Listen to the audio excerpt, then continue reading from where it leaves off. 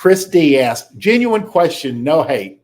Why do you argue against men being in the passenger seat while a woman drives?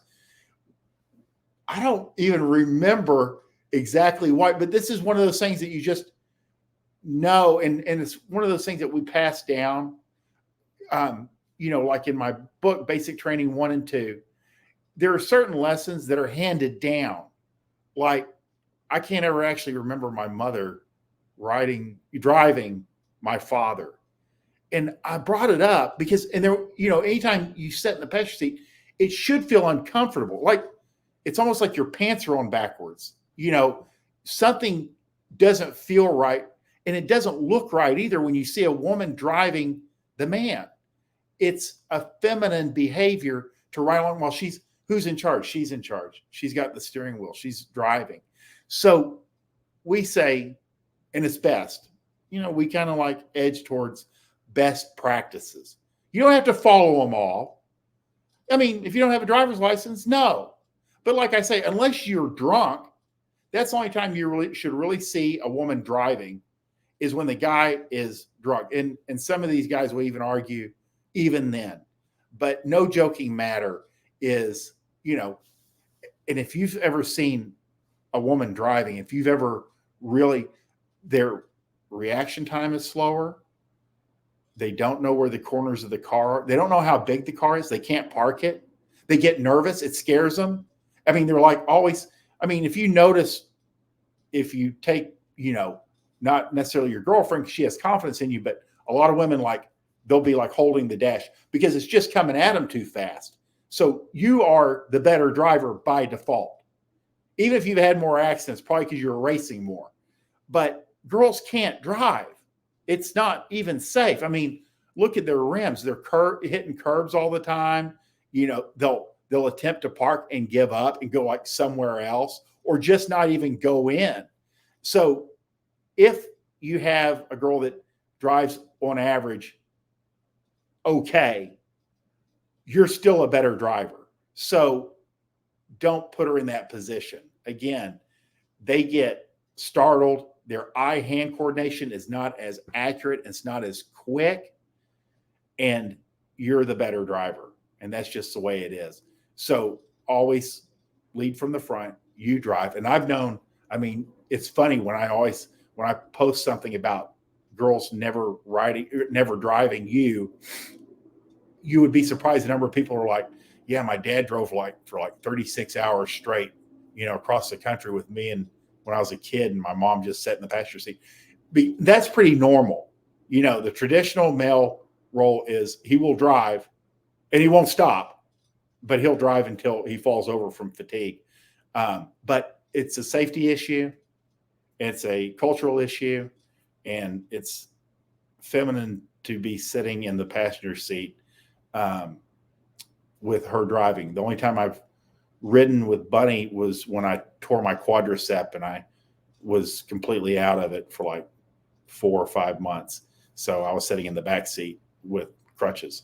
That's why.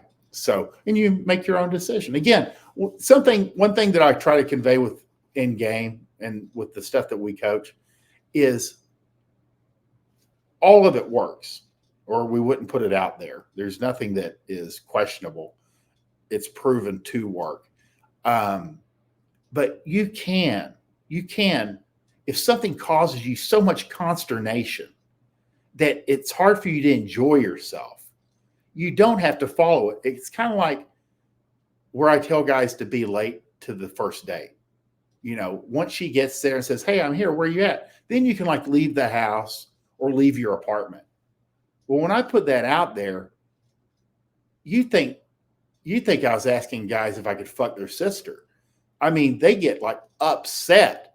They're like, I'm never late. I would never be late. If she can't make it on time, then she has no respect for me and I shall leave. And, again, they never do any of this. What happens is you're sitting there waiting. You don't know when she's going to be late because all women are always late all the time. And she's going to be late. And then you're pissed off and you don't know when she's 15, 20, 30 minutes late. And yes, You'll probably sit there for 30 minutes. All these guys, oh, I walk off. Yeah, no, they don't. They sit there and they get mad. And then when she does show up, he has to switch gears, as opposed to you're sitting in your car, you're flirting with other girls, you're talking to your mom, and she goes, hey, I'm here. Oh, okay, I'm on my way. And then you walk in and you can get the date started. You're fresh. So if something like that causes you so much consternation, just ignore it.